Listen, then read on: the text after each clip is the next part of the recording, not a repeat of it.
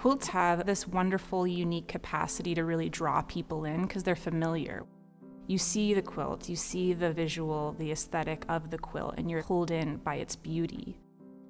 And then you come to learn the history behind the quilt itself, whether it's how the raw materials were developed, who actually pieced the quilt together, the subject matter that the quilt is covering.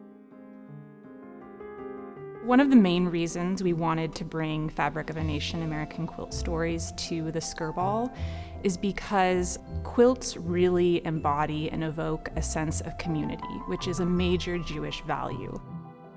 The way in which Fabric of a Nation American Quilt Stories is unique to our venue here in Los Angeles is that we were able to add several new objects to the exhibition itself, objects that speak to Jewish identity, objects that speak to Los Angeles identity.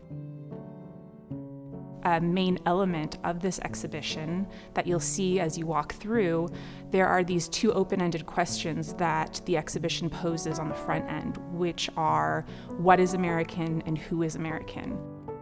There are many different ways to answer those questions.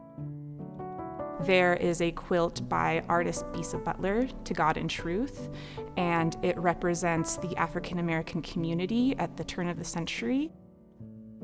Bisa Butler creates these masterpieces, these phenomenal artworks called portrait quilts, and she is using historic images to then create the same image with textiles, with fabric.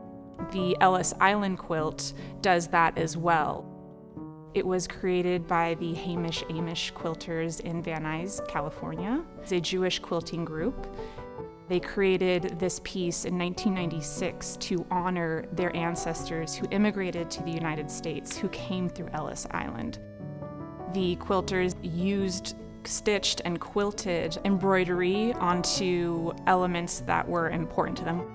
The detail and the love and care that went into that quilt is visible.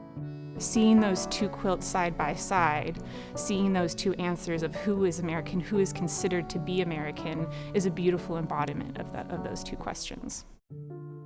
One goal of this exhibition was to really upend people's expectations of what a quilt can be and to really expand and complicate our understanding of the American experience.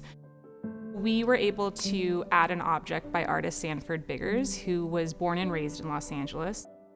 Sanford Biggers first became interested in quilts when he saw the exhibition, The Quilts of Gee's Bend, in 2002, but actually first began using quilts in his work when he came upon the contested history that quilts were used as coded signposts on the Underground Railroad.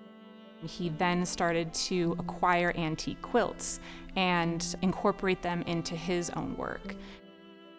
When you look at Fool's Gambit, you'll see the antique quilt that he has cut down and then created into this sculptural piece. And what I love about his work is that he's not removing the original artist's voice at all, but wanting to layer on his own voice to add to the story of that original artist. Quilts are amazing vehicles for storytelling. I think we consider quilts primarily as functional, but they have this capacity to capture a moment. They represent their time, both in the aesthetic elements of them, but also in the stories that they tell.